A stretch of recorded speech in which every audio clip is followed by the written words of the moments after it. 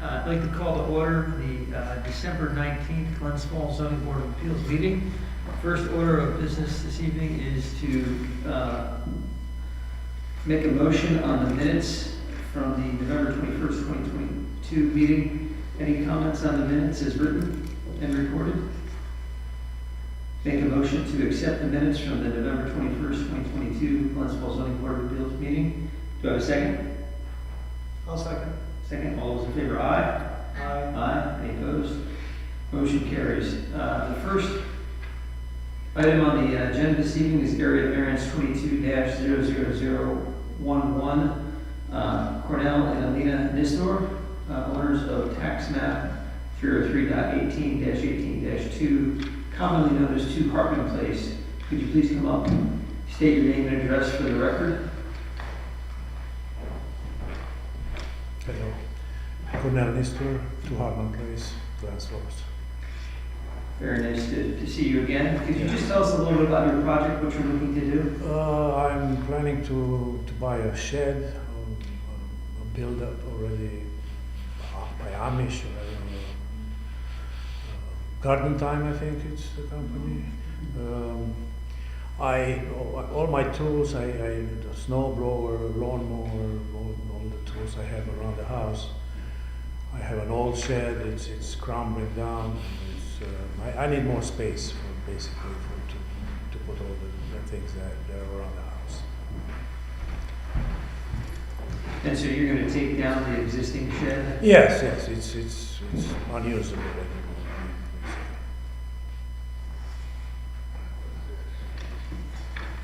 And is the new shed going where the old shed is? Same. It's to the side of it. I mean, Oh, okay. I'm going to put the first the new shed, and then I'm going to take down the old shed. So we're Move everything what's in the old shed in the new shed.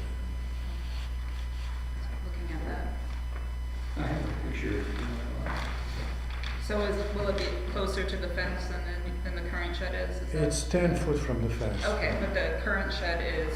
Oh, it's If I'm- maybe I don't know, from the current shed it might be 20 feet. Okay, so the new shed's going in between the old shed. Yeah, and the old fence. shed Okay. and the fence, yes. Got it. Thank you.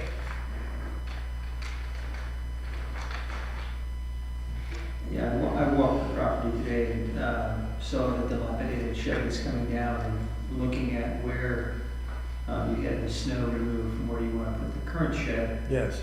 It looks like it fits well within the property and the character of the neighborhood, looking at other properties around there. Like I said, I don't have a backyard. I mean, my backyard is very narrow, it's just an alley. And it's basically that would be the only place I could put one. And who are your neighbors? It's Buckley Tire in two sides. Okay, so it's commercial use on the Yes. side.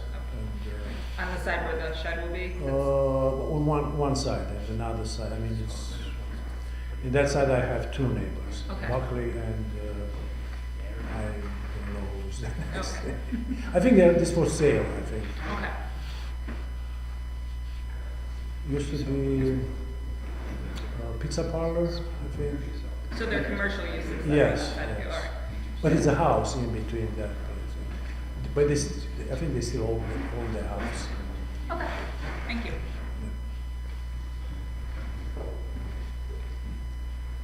Let the record note that the county referral agreed with planning board, no issue. Only question I would have is, you're a little bit closer. Are you putting your snow on your roof? Would it be going to your neighbor, or would it stay No, behind your no, property? no. It's That's all. I have 10 foot from the fence to where the shed starts. So whatever falls from it's going to be on the side.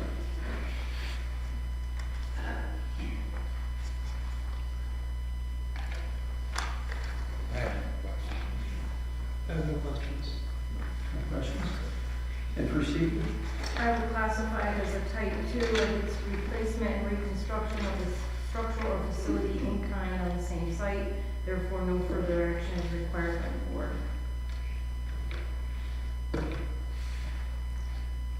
All right, thank you, Brown. Thank you. Is there anybody here from the community that wishes to speak on this application?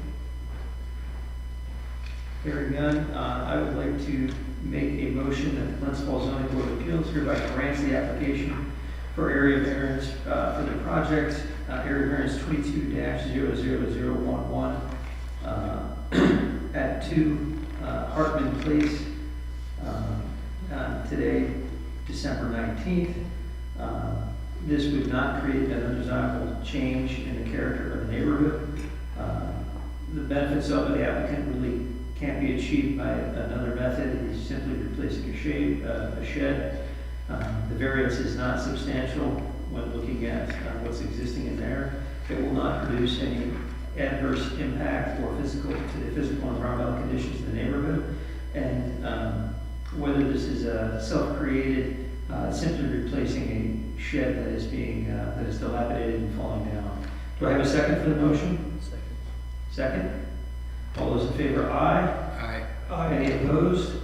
Motion carries unanimously. Thank you. Next up this evening is area variance 22-00012, Ty Hall, owner of tax map 302.12-26-10, commonly known as 165 Bay Street. Please step up if you're here for that application. I was informed of the time and the place just last Friday.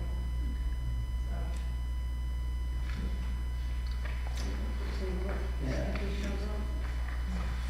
You would table down. Gonna table it. Is this hall? You could move on and table it Yeah. at the Yeah. end. Sure. Do you want to table it or you want to go over it now? We'll table at the end of the meeting, if you just check. Oh, yeah. So. Good idea. All right, we'll move on to the next variance, use variance, 22-0001. Tom Osika, owner of tax map 302.20-22-5, known as 5 Pine Street. Please step up, state your name and address for the record.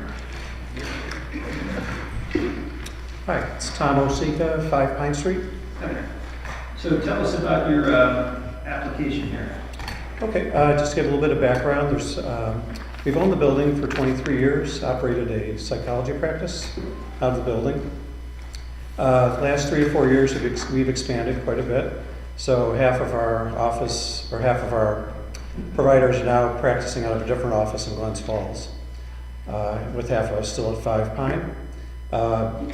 Really, a couple of reasons for us wanting to put the variance in place.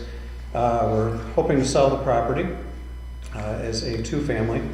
We're hoping to move all the providers into one facility that's more professional at 125 Broad Street. It's also a lot more practical for our business to have everybody in one place. We sometimes have patients coming to the wrong office, things of that nature. The office that we're in now at 5 Pine is a bit antiquated for what we do. We want a much more professional setting for our clients. There's also a personal aspect to the sale of the property. We're under contract for some land in Schroon Lake. We're hoping to use the proceeds of the property to get our retirement home. So yeah, a couple different reasons for that. So. All right. Questions from the board? I mean, to me, I understand your desire to change it more for marketability and that you can get more people interested in that use. I don't see a lack of residential in Glens Falls, and I see that zone classified for what it is right now. I understand you're not getting a lot of bite on it right now, but I think we have to think about it in a broader sense, how we're zoning certain districts to be set up for growth and for certain aspects. I don't disagree that it looks residential. It's a house that's been split into a different function. I agree with you. It could be a house and I wouldn't know it.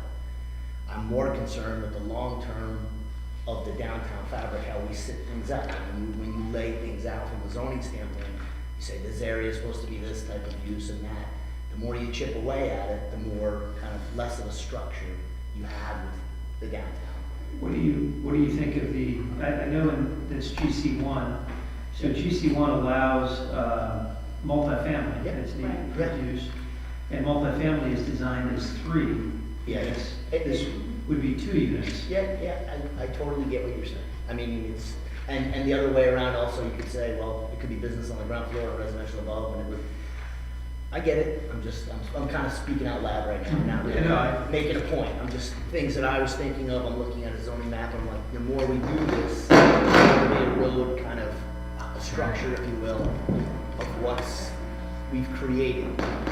It's not a huge, this isn't not like a 10-story building we're changing or something like that, it's a small thing, and it wouldn't change the fabric or how it's even used really in general. I mean, yeah, it's not used, but. If it's okay, I'll let Mark speak to that. Anton, I can answer that. So we've had the property marketed on the open market. It's been in various boards. Multiple 3,000 plus realtors have been exposed to this offering. The offering has been on the market for all of the permitted uses: office, mixed use, multifamily, and we've received 0. Not one offer to date regarding any of its permitted uses. And we've made an argument here this evening that I hope the board sees as a legitimate argument and one that is not too much of a stretch. And the amount of relief that we're seeking this evening. Currently the property is under contract. It is under contract contingent upon it being a 2-family. And in fact, the buyers are in attendance here this evening. We made kind of a rough outline on a financial argument, and to be honest, we didn't go through the financial argument on every one of the permitted uses, but we did make a financial argument on what would be the most likely permitted use and what was its prior use, and that was office on the first floor and apartment on the second floor. Tom was here recently in front of the planning board and did receive site plan approval to have it changed because it was a change of use. Currently the building is all office, it is not mixed use, and that was granted. We also got a little bit pointed in the wrong direction at that meeting. We talked about, could we have this be a 2-family? And it was discussed and more or less all agreed that that was something that we could do, but the fine point is multifamily as defined in GC1 does not allow 2-family. And that's why we're here in front of you this evening seeking relief. I mean, So, I mean, you're kind of not far off what you were just speaking about, 2-family, 3-family. Is it really radically different? I would agree. It's not radically different. One is permitted, one is not in a way. Right. So I would ask, just, we're not like casting judgment, I'm just talking out loud here. The difference between going from a 2 to a 3 would be what you'd have to. put an addition. You'd have What? to put new footings, new foundation, new addition. Expand. You'd have to add on to it, yeah. It has 2 kitchens. Pardon me? Does it have 2 kitchens now? It does not have 2 kitchens So now. you're It gonna have to does- renovate It anyway. doesn't even have 1 kitchen now. Okay. It's To get an it office. to the application, you're gonna have to do renovations anyway. It doesn't have a second bathroom suitable for an apartment, so it'd be major renovation. So we took what was the least costly stretch to meet zoning and made a financial argument, and we're here to show that that doesn't even make sense this evening.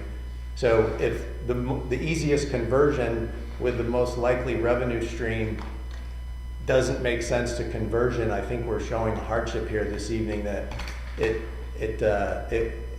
it's proven to be marketable. In fact, we have a buyer as a 2-family.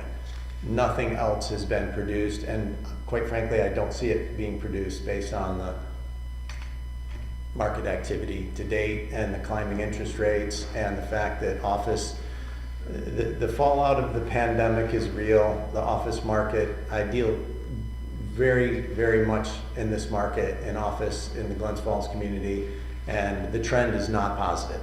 So we believe this is, that this hardship on lack of office buyers or tenants is not self-created. It's just where we find ourselves today, and we're trying to, make something work that hopefully this board sees as a reasonable relief from zoning. Do you have financial evidence? Do you have that? Yeah, we're submitting it this evening. I can run through the spreadsheet real quickly for you if you'd like. I understand. Oh. What's that house next door? I also submitted a map this evening to talk about, you have a question in your variance, does it change the character of the neighborhood? So on this neighborhood map, it's kind of hard to see, but in yellow, there's a definition of what is in the neighborhood. And, you know, coincidentally, if you look at these uses in the neighborhood, you'll see that directly behind this house is a two-family. Directly to the right-hand side of this home, there's a five-family. Across the street is a single family. Further down at the end, there's a white single family. On the other side of Pine Street at the end, there's a mixed use with apartment on the first floor, apartment on the second floor, and an office on the first floor. So it really is a mixed neighborhood. If anything, predominantly residential, actually. Yeah, there's a lot of commercial as well intertwined. You've got Verizon there, you have a Ray Supply, you have a massage therapist across the street, you have what was Tracky Painting down at the end of the street. I talked to Greg Getz in the marketing of this property, and I think his plan is to try to convert his recent purchase of Dr. Poster's building into residential. So as far as I know, personally, I don't think he wants to go commercial with that. So he might find another variance application here at some point. But That's probably because people are working from home now. A lot of that has to do with it, yes. It's just a supply and demand issue, very simply. I can just say my wife worked out of the Verizon building across the street, and she's working hard for the next 5 years on contract. So. Yeah, we have our challenges in front of us. So much of the commercial market is dependent on quality office users. I'm trying to sell the 333 Glen Street Travelers Tower right now for $12 million. We have 37 tenants in the building, and 22 of them are twilighting within the next year. So the goal is to keep what you have, and even if somebody's going to downsize, you try to keep them, but clearly the trend is not going in the right direction. I think we've heard from other applicants or other, I don't know, people that have been in front of us that there is an overstock of commercial property right now. And I would argue that I disagree that that there is not a housing shortage. I feel like there is a housing shortage in Glens Falls. I mean, just judging from rents increasing and obviously the skyrocketing. I think the rents increases because Glens Falls is more appealing. Nationwide, there is a housing crisis nationwide. It's That was it's not unique here, but it's everywhere. It certainly is here. I know some of the students last year, that people who normally were transient were no longer transient because there was nowhere to move to. My other question is, I know that we had another one where we were not allowed to have first floor residential. Does this fall into that category? That was on the main commercial district Right. on Glen Street, and so I would say that would be a non-starter It doesn't matter. based on what we want the downtown to look like, what the code is designed in the main heart of the downtown. This is off the path, so to speak, and in line with other residential areas in the neighborhood. But yeah, if this was on Glen Street or even on South, it would have to be a first floor commercial. In this house, it looked like it was a house at one time. Yeah. Originally a If single your sign family. wasn't there, I would walk. It's hard to by. tell it's an office space. I don't have any other questions. The sign can make it commercial, not that. We still got comments, it looks like a house. Hey, one of the hurdles, Mark, I think you probably prepared this, is the financial, not being able to get a reasonable return Yes. based on current. Could you just walk us through what you Sure, presented just- here and the basis for which you prepared this? Yeah, just real rough math at 5 Pine Street. Tom and Gina's purchase was $78,000. They put $25,000 in to renovate it for their needs and wants. So their basis is $103,000. Right now, we have a current established market value of $170,000. We think that a very conservative estimate to bring this to current zoning would be $25,000. So there would be some demising walls needed at the front and the back, the front stairwell, back stairwell. You would need 2 kitchens installed and total cosmetics. So that's an extremely conservative estimate, bringing the cost basis for renovations and purchase to comply with mixed-use zoning at $138,000. So just to get a reasonable rate of return, if the banks can get 7%, investors should be able to get 7%, which I think is an extremely conservative rate of return. So of that $138,000, there would normally be a deposit or a down payment. that would also get a 7% rate of return, and then the other 7%, whatever that is, if it's 80% loan to value or 75% loan to value, we'd be going to the bank at 7%. 15-year amortization gives you an annual mortgage expense of $14,884. You've got property tax, maintenance and repair, insurance, exterior maintenance, snow removal, lawn care. You've got a property management fee of $250 a month, which is basically 1.5 service calls per month. And in this expense rundown, we don't even include attorney's fees, preparation of leases, any evictions if necessary, don't include accounting, don't include realtor leasing fees, and most importantly, we don't even include a vacancy factor or a maintenance reserve. So I'm being super generous just to show that these expenses can't even be met with a $1,000 a month rental, office rental on the first floor and a $1,100 a month apartment rental on the second floor. You have a roughly $277 negative cash flow or a $3,334,000 annual negative cash flow. And if one were to even go down this road, I would say if they don't get the ground floor rented because there's no office takers out there, they could be looking at a potential loss of $15,000 a year to go down this road. If they bought it with the current use. If they turned it into if this owner turned it into its conforming use. Right. Yeah. So it's not a good investment to try to hedge on getting an office tenant today and making this remodeling happen. I wouldn't do it. Just based on our current activity, if current activity is any indication of future activity, and interest rates aren't getting any lower right now, so we're just going on what we have, and we feel that the hardship is present, and this analysis is really what it would take to be spent to make it the most likely outcome for generating revenue and the least expense to turn it into a permitted use. Mark, what's your experience with the commercial real estate market in Glens Falls? It's been my only career since college, and I love Glens Falls. I'm born here, raised here, went away to college for 4 years, came home, first year out of college, got my real estate license. I've been doing it ever since. So I love what I do every day, and I have gravitated to commercial. We do a lot of office leasing. Basically any kind of commercial. It doesn't matter how big or how small. If it's selling real estate in Glens Falls, we're up for the job. What's the current vacancy rate in commercial real estate in Glens Falls right now? That's a real forensic study, and honestly, if I had to guess, it's not only what is currently vacant, it's what I see being a future vacancy. And unfortunately, I have knowledge about some big losses that are on the horizon. And while, a 20,000 square foot rental floor is a little different than, a 1,000 square foot office, every component affects the market in some way. So, there's abundance of vacant office space, Class A at 101 Ridge Street. We've got 20% vacant at 1 Broad Street Plaza. Stuff at 84. I mean, you can go down the list and everybody's got a vacancy. Or hopefully looking at, not having a bigger vacancy. If you take, the Nielsen office or the Grace Note office, it's a 66,000 square foot single user. And, I happen to know when they come back, if they come back, they're probably going to be 10,000 square feet. So there's a lot on the horizon that doesn't point to a positive outcome for office.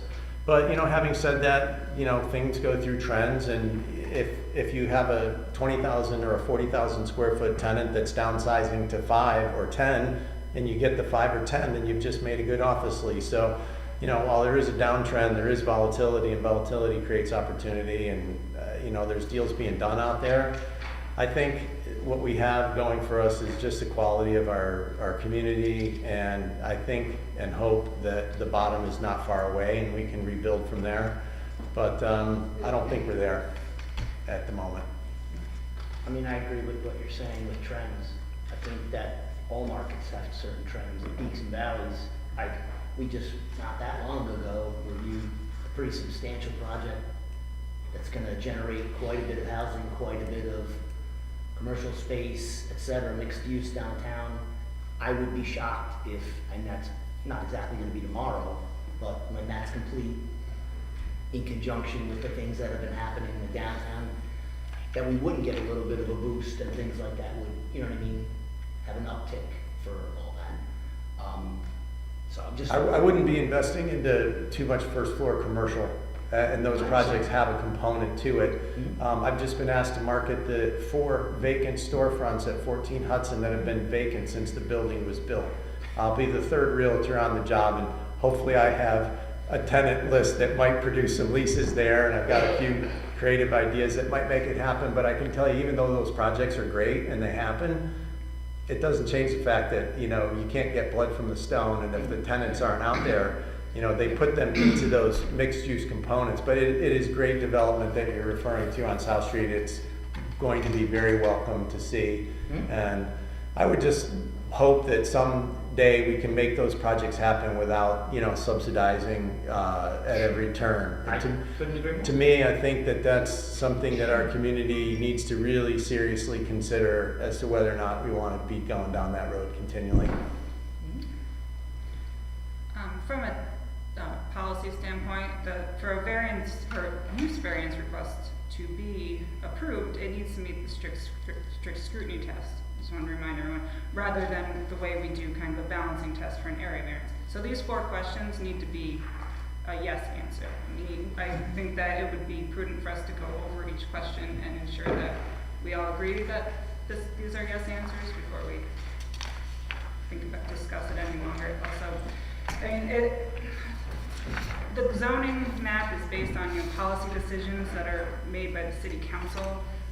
This is strange for the zoning board's purpose isn't really to adjust for market forces and for maximizing the profit for a seller. Just some things to keep in mind. But thank you. Do you want to go through one at a time here? Well, so I think one of the key ones is, you know, the lack of reasonable rate of return. You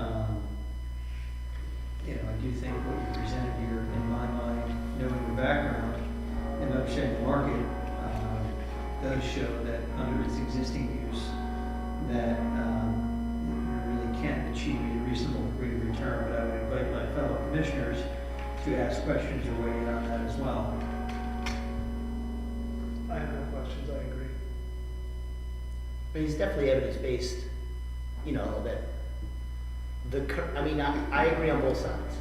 I'm sorry, I'm torn, you know, that, for me, I understand the legitimacy, so we could say, listen, we want to keep this the way it is for the broader aspect, right? But what's the difference between 2-family, 3-family?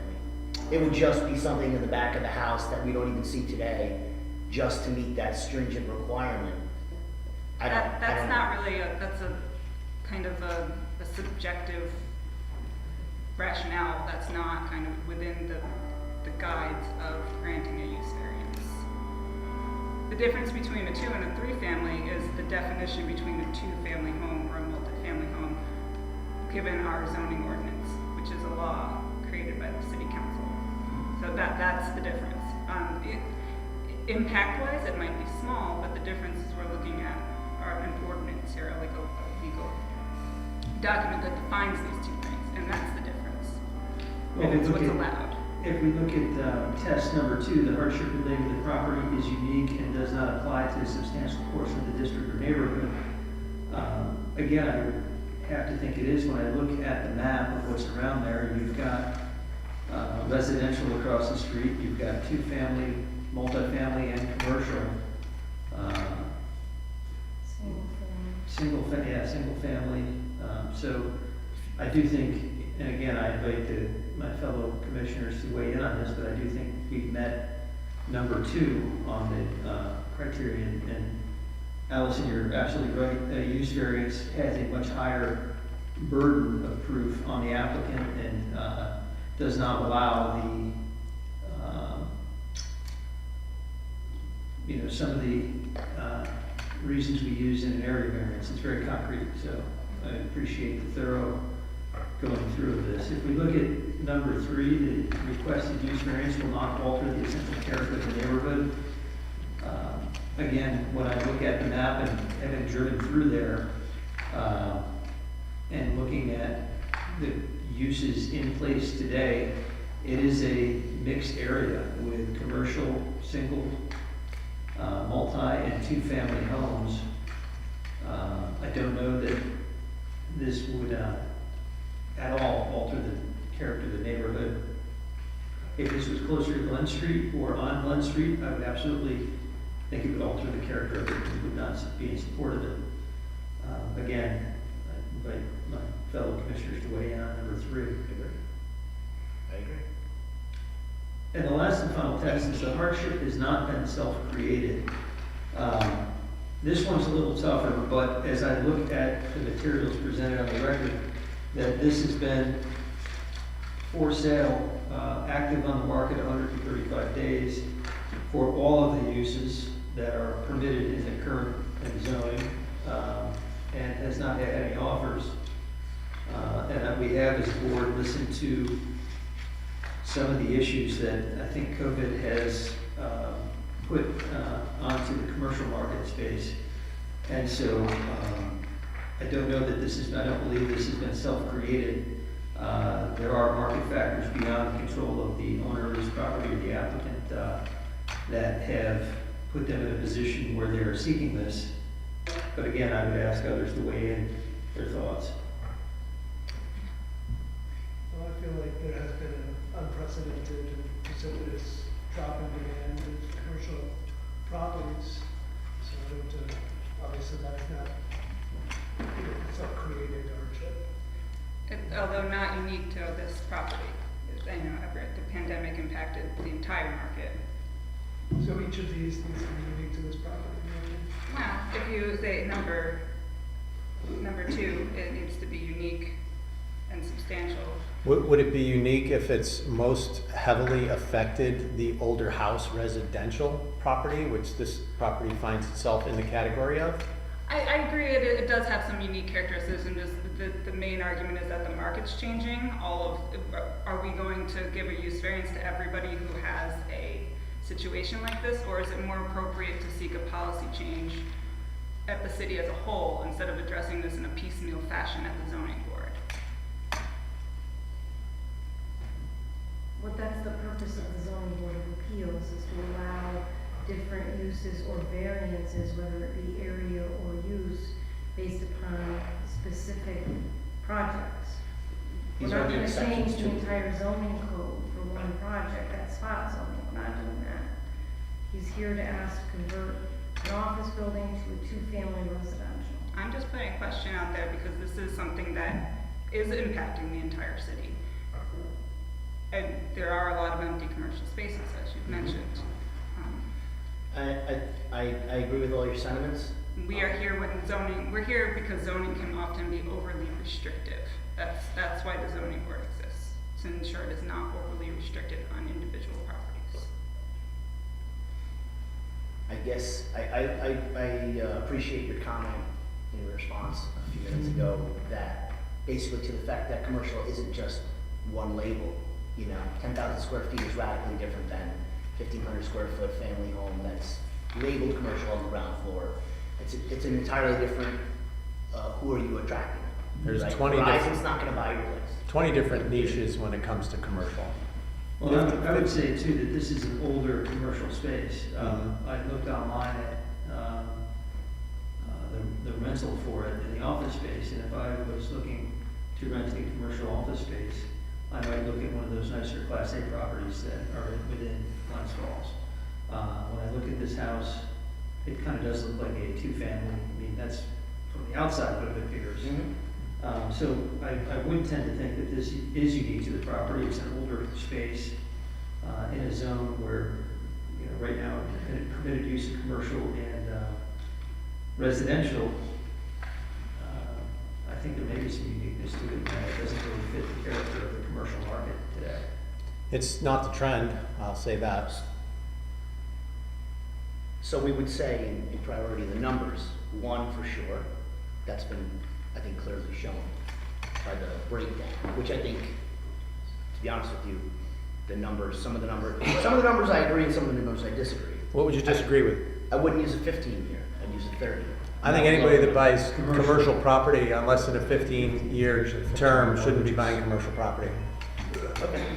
That would be one of my only things. I would also radically say that you're not gonna do this for 25,000. So all of your stipulations are completely correct. I think it's gonna cost like 50 or more probably. Yeah, I was trying to be conservative and show at the most conservative level that it doesn't really work. That you can't make it even if you could do this. Right. Even if you could do half the work yourself and Right. get GC to do half If of you it. do it for 25, it would look like crap. Yeah, and I think the key is you cannot realize a reasonable return. What is an average time on the market for a property like this? Mixed use? We're here because we're at our market time period. We're here because we produced a buyer that wants this as a two-family, and we're here because this seller needs to sell and move on, and this seller has to take equity into something else. So all of that timing brought us here today. So I would say, you know, is 135 days not enough? Does he have to go 235 days or 335 days to be back here again making the same hardship argument? We have the hardship today. And, you know, it really speaks to Anton's point, is it all depends on what market category you're in. If you're selling anything more than a 4-family is considered commercial. If you're gonna sell a 4-family residential, I would say the market time is very low. There are buyers out there for that. If you're gonna sell an old house that wants to be an office or mixed use, the market time could be, it's unknown. I mean, you could be well into 200-300 days. You know, and everything is a function of price. And I think this seller has done a very good job of coming on the market at a price that we recommended, and gave it a time period, made a reduction, gave it a time period, made another reduction, gave it a time period, and, you know, with each, we didn't sit and falsely keep ourselves on the market for a long time. We did everything we could do to try to solicit buyers by reducing prices and making that an aggressive approach. That was my So- next question, thank you. So- About the price reduction, if there was a reduction. Yeah, so, Yep. you know, I think we reduced it 3 three times. times, yeah, to where we were. And ultimately, 3rd time's the charm. We produced a buyer that, What's the number it's going at now? pardon me? What's the figure it's being sold at? That's proprietary information, but I'm gonna tell you here today, you can extrapolate any way you wish, that we're putting a current market value of 170,000 on the property. Okay. So, but I can't specifically say what that contract is for. Are there any more questions for Mr. Levack or Mr. Osika? Thank you, gentlemen. Is there anybody here from the community that wishes to comment on this application? Actually, just one other question Oh, yeah. associated with it. Please, yes. Are there any other planned alterations to like parking to make, you don't, if it's only 2-family versus that, you don't need 25 spots or 20 spots. Yeah, please. No, fortunately, there's a nice space behind the building that Right. would be more than adequate for 2-family No, residents. I get that. I was just wondering if there was any plan to rip out the asphalt and make it into green or Right, so something. it's- We would like to reduce, and put some green space, yes. I was just curious. Any other questions? Thank you, gentlemen. This project was sent up to the Warren County Planning Department. The Planning Department recommendation is to approve. The informal staff comments are recommend positive consideration as it concerns the abutting residential neighborhood and the demand for affordable rental housing adjacent to the core of downtown business district. So the county planning board would approve this. With respect to seeker, it's an unlisted action as it does involve the granting of a use variance. Therefore, we have to review, I'm assuming you've all reviewed part 1 submitted by the applicant. We have to answer the part 2 impact assessment questions. Number 1, will the proposed action create a material conflict with adopted land use plan and zoning regulation? Does the board say no or small impact may occur? No or small impact on this. Will the proposed action result in a change in the use or intensity of the use of land? No. No. No. Will the proposed action impair the character or quality of the existing community? No. Will the proposed action have an impact on the environmental characteristics that cause the establishment of a critical environmental area? No. Will the proposed action result in an adverse change in the existing level of traffic or affecting infrastructure for mass transit, biking, or walkway? No. Will the proposed action cause an increase in use of energy and it fails to incorporate reasonable available energy conservation or renewable energy opportunities? No. Will the proposed action impact existing public-private water supplies? No. Public-private wastewater treatment utilities? No. Will the proposed action impair the character or quality of important historic, archaeological, architectural, or aesthetic resources? No. Will the proposed action result in an adverse change to natural resources? No. Will the proposed action result in an increase in the potential for erosion, flooding, or drainage problems? No. Will the proposed action create a hazard to environmental resources or human health? No. Having answered no to all of the Part 2 impact assessment, the board could issue a negative declaration upon motion. I'd like to make a motion that the board issues a negative declaration on area or use variance 22-0001, commonly known as 5 Pine Street, tax map 302.20-22-5. Do I have a second? I'll second. Second, all those in favor, aye. Aye. Any opposed? No. I'd like to make a motion that the Glens Falls Zoning Board of Appeals hereby grants the application for use variance for the project identified as use variance 22-0001, owned by Thomas Osika, tax map 302.20-22-5, commonly known as 5 Pine Street, Glens Falls, this evening, December 19th, 2022.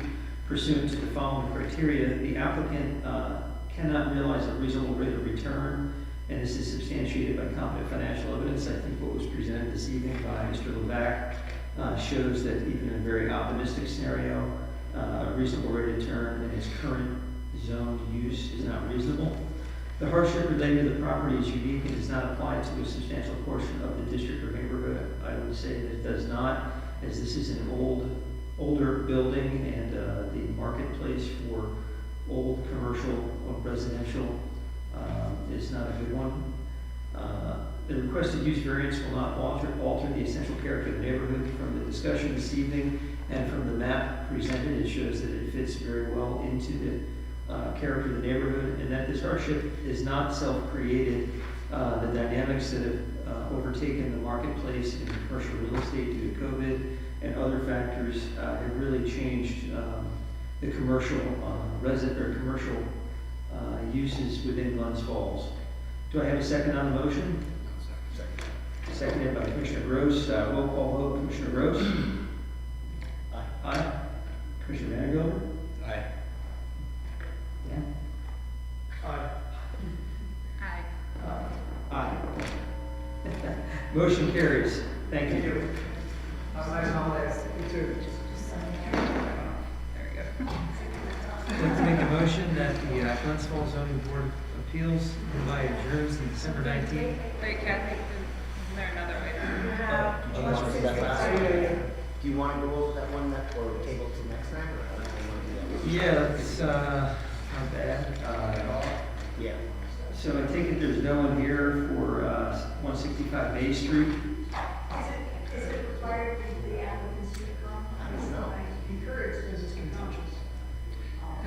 Yeah, the applicant's got to present. Yeah, we have questions that we would need to ask, so I'd like to make a motion to table area variance 22-00012, commonly known as 165 Bay Street, applicant Ty Hall, owner of tax map 302.12-26-10.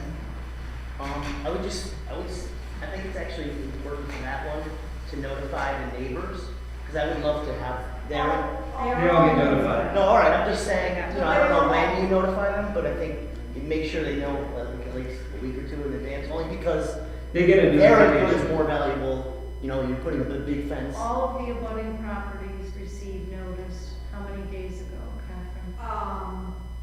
Well, I know I got a very concerned call from somebody who lives near Mr. Hall, that somehow we were making her get a variance on her property, because I said, no, I said, no, it's just an opportunity for you to come if you have issues or if you want to support the Sure. variance application. Now, how long ago? Well, the deadline. It's a statutory requirement. So, I get it out as quickly as I can. Great. Do I have a second on the motion to table? Second. All those in favor, aye? Aye. Any opposed? Motion carries. Now I'd like to make a motion to adjourn the December There is 19th. another item. Back to me. Yes.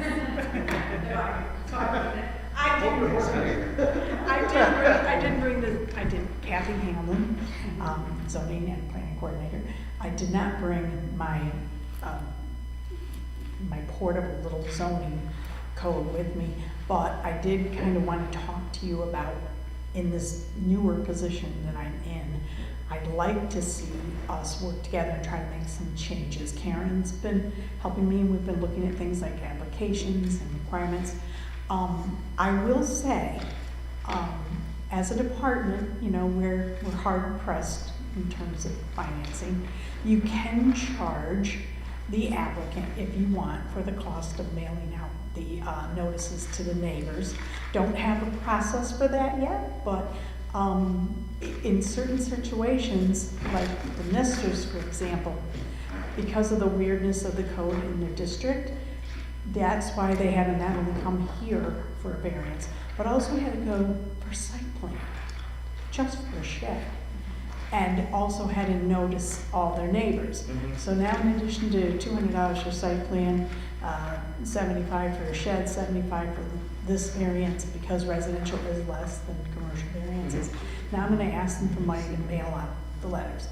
Fact of the matter is, and I appreciate the wish to be more transparent, the state code does not require that. This is something in our own code that we notify neighbors. I have some pictures, I'll show you next time or send you something, how sometimes signs are put in yards, and you can even do a thing with the, what do they call that little thing? QR. Thank you, the QR code, where you don't have to make a new sign each time. It's just, this is an area variance, this is a use variance, what have you, and then they can take a picture of the QR code, and they can go to our website and they can find out when and where meetings are, like that. So if I live in the neighborhood, I can go, oh, what's this all about? It is not only an expense at this point, because we are paying for it out of buildings and codes. It's also a lot of extra work, and I'm supposed to be working 15 hours a week, and that hasn't happened since the first week. And I am supposed to be trying to get it down. So I'm looking at ways to streamline the whole process. That would require a code change. That would require something going to legislative body for them to make a code change with regards to notifying neighbors. But another thing that you guys are in charge of and could do is you ask to have your signature thing notarized. We don't have a notary in our department. Yeah. Maybe we could train one and have the city pay for it. But as it is, and if any of you have been to our department, it's this huge staircase that people are, like Mr. Levac, clunking up this, you know, and older people coming up. It's not accessible. And we get up there and then we go, I'm sorry, you gotta go to the bank or City Hall and get this notarized. So that's, again, not a requirement of state code. I just want you guys to think about it, and maybe I can come back with an agenda. Are you I just want to, are you saying we should go away with the notary aspect of it? Because the planning board doesn't do that. I agree, I don't think it's necessary. Yeah. I personally It's a think, burden. I think the whole notary aspect is a little dated. Okay, and you have the power to For just say. this, not for all legal matters, but for this kind of, application for this, I think it's a little dated. I've never seen it before. Yeah. It's not required by It's not a state law. requirement of No. state code. So- I don't know when it became part of our forms, so Catherine's been working on updating forms, right? You notice they're nicer, they're tighter. There, I'm trying. So, Yes. if that's something that we could say, You can vote on it, I suppose. Why not? was Well, the department so- head going to be revising forms? Well, the thing is that when you and I looked, and I'm not sure if it was planning board or zoning board, there were specifications that you took applications, not you, but the legislative body, took applications out of that legislative process, just like they did with the fees. They can be changed and amended by the board. And I think it might be the planning board, but if it's the zoning board, I'm not sure, that it says approved by, you know, the applications and other documentation is approved by the board, if it's the planning board. Who sets the fee schedule and stuff? Yeah, I don't know that I The would want to fee decide. schedule on is set by the schedule. department head, and that was actually discussed today at the Buildings and Codes Committee, and they will make a recommendation to the common council for the fee schedule. Yeah, Okay, so we don't. No. but the documents These like fees your are, I think they're very applications. marginal, personally, They're very, extremely marginal. And As is our building there will be an increase. So I think everybody would be in agreement here that we remove the requirement for having an application notarized. And we have. Remove that requirement, absolutely. Yeah, I so would agree. let the record show, I don't think that we need a resolution, but No, okay, let so the record show I get that your the board is approval in general. unanimously in support of removing. Absolutely. Okay. we I can- wanna make it easier for people to go through the process, not harder. Sure. and as far as Especially noticing, for I think present. it's very important to notice the neighbors, but I Right. do agree with you that I think signs are often more effective. Definitely less Prior costly. to you, we were getting, you know, the public in here saying, I just got a post Yeah. this morning. that Yeah. this is-" So, you know, timing is always an issue. But if we could do either like the signs in the yard or, the department I used to work in, we would give placards to post in your window. Oh, okay. So that, you know, the onus is on the applicant, but it's a requirement. I wouldn't They put- had to take a picture and send it to us to show us that they were. That they were in compliance. Yes. Well, our I guys like, are driving I around like, town I all like the the time. sign, I like the QR sign in the front because I think it allows anybody in and around the area to take a picture and be involved.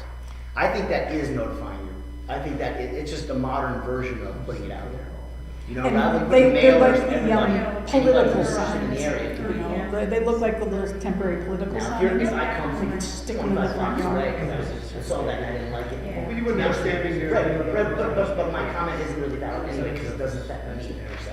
But I think that anyone in and around the neighborhood would see a sign with a QR code in their front yard, let's say provided it's 2 weeks out, it's in their front yard for 2 weeks.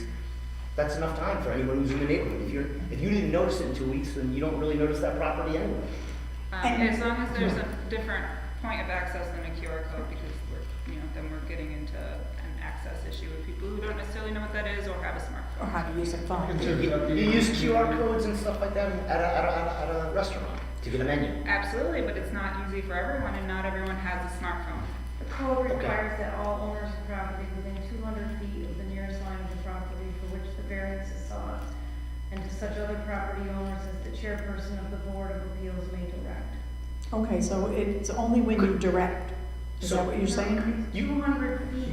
Right. All property owners within 200 feet of the project. Should be And notified. Okay. any other person that Chairman Berner.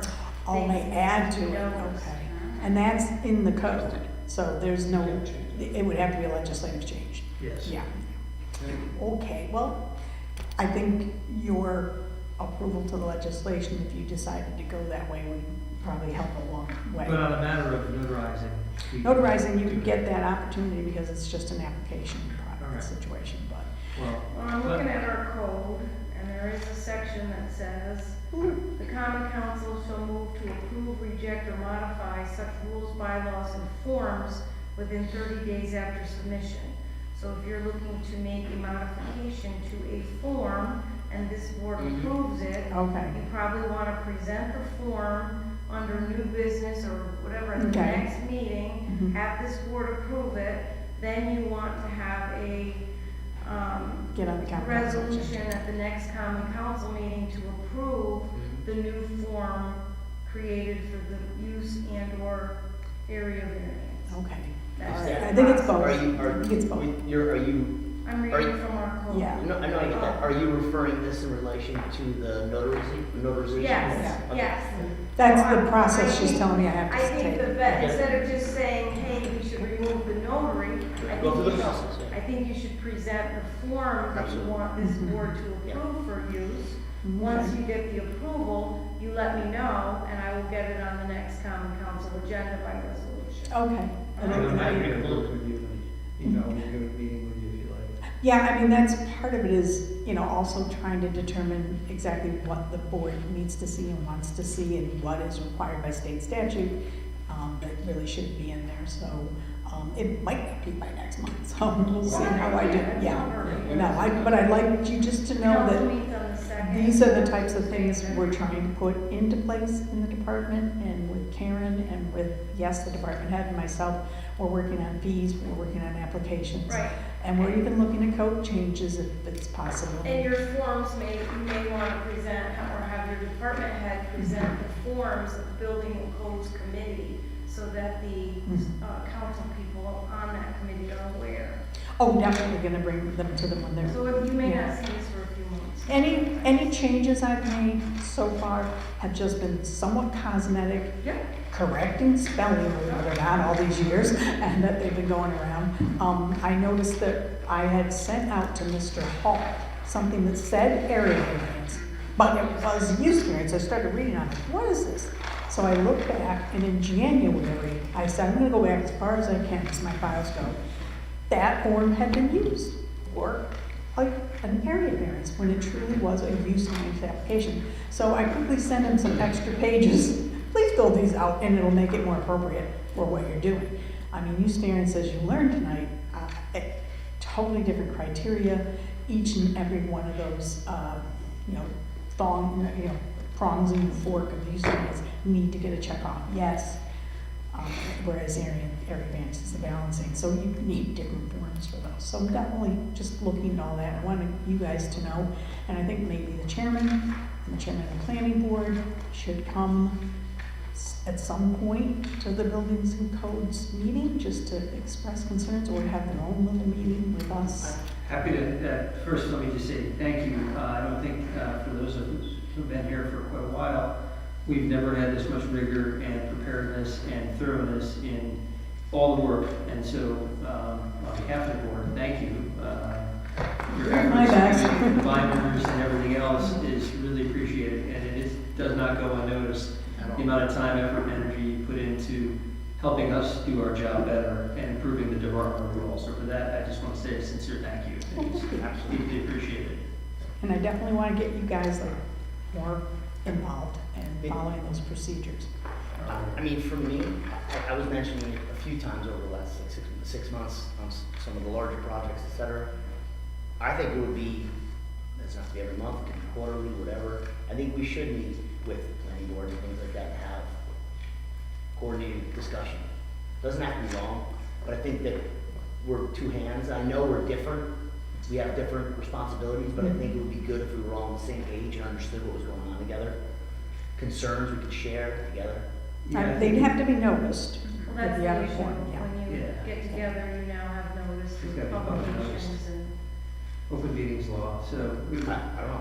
And you wouldn't be discussing the merits of any particular case that had not also been noticed. So I would say if you're interested procedure. in that, maybe the best place to start would be to go to the planning board and watch. Okay. And vice versa. I mean, that may be an area where you can participate as a citizen Mhm. and maybe get a better understanding of some of the projects, but in terms of meeting, anytime we meet as a board with them or as a group, it does fall under open meetings law, and it would have to be publicly noticed, the public would be invited.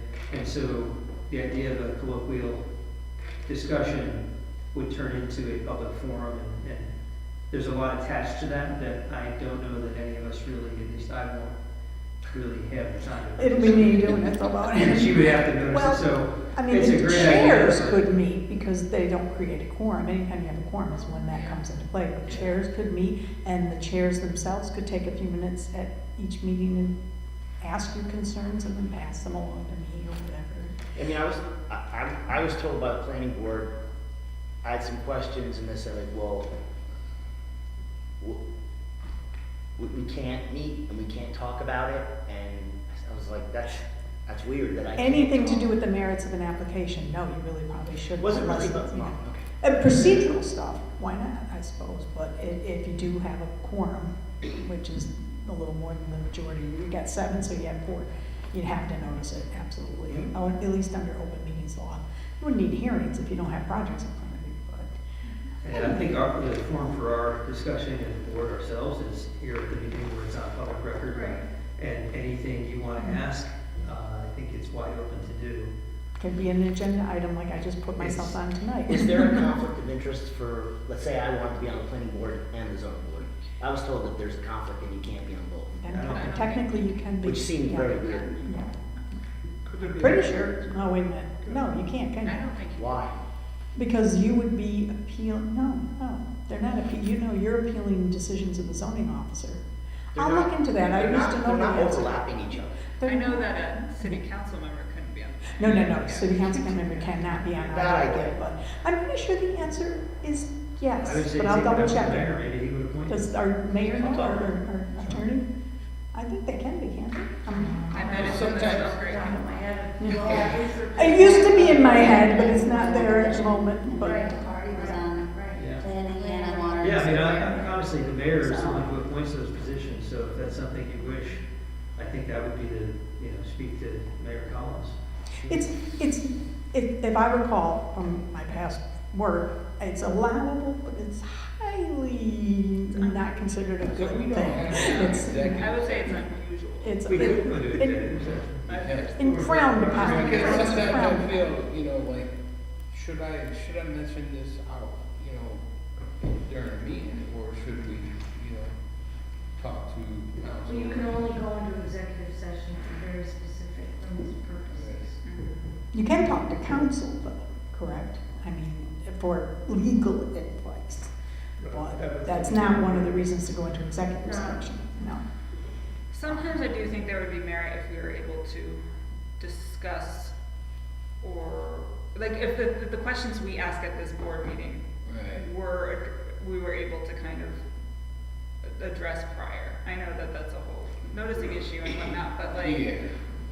I've worked with previous boards, and this is too much and not something I'm ever suggesting, but we would have a educational board meeting that was open to the public, and then the board meeting. This was a much different board, but I don't know, that's just something I think would be helpful. If some of these things that came up during our meetings were something we were able to Well, talk through as a board. Queensberry Sure. tried to add on like a little time at meetings to do some educational things, well, during COVID especially, but- By the way, thank you. And so the only other thing I'll mention is this Saratoga thing that Allison brought up. I don't know that there's funding for that, but, we can always ask that, apparently people have gotten it paid for in the past, Mr. Pruner, you said it happened, but, the wallets are real tight, and, but we can always ask it, and I'll ask soon so that. Yeah, I think I shared this in a meeting or email sometime back, but when I've taken online training through New York Association of Counties, was it Mike Mender, I Yep. believe? Mhm. I had asked him, hey, will the city reimburse for this? It was like $40 or $60, and he said yes.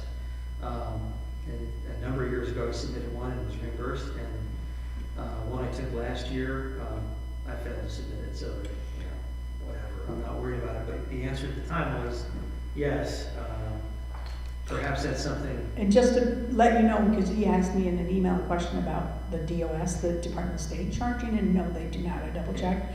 They're really not statutorily allowed to, because it's something, maybe it's not by statute, but because they did make it mandatory that you get training, the state feels this is the only mechanism they have to provide it for free. So DOS is always free. There's New York Planning Federation, they will charge you, Association of Towns will charge you, all those places will, well, you're not in the towns anyways. but- I mean, you're working to put together some training. I could, I haven't, but I No, you're could. thinking I it, think like, that'll bring you up over 15 hours a week. It will be. I'll just sent a pull link, one that out of was the a lot vault. there. There Huh? was, I mean, that quick link you sent there was a number of classes there. Yeah, a lot of Are we classes. required 4 hours total? 4 hours per year. I wouldn't sweat it this year because nobody's been doing it before this, but we'll work out If some we stay sort here of. any longer, it's gonna put you over 15 hours too. Pardon me? If we stay too much longer. I know, we're gonna I go get over the it. 15. I All right. appreciate it. Thank you, sorry. thank you. I would Thank like to you. make a motion to adjourn the December 19th, 2022 Sexual Zoning Board of Appeals meeting. Second, all those in favor, aye. All right, go back. Next one is the 17th, so it's normally that Monday, but it's Martin Luther King, so we'll go on Tuesday, same time, 6:30 at here. What day? We won't get,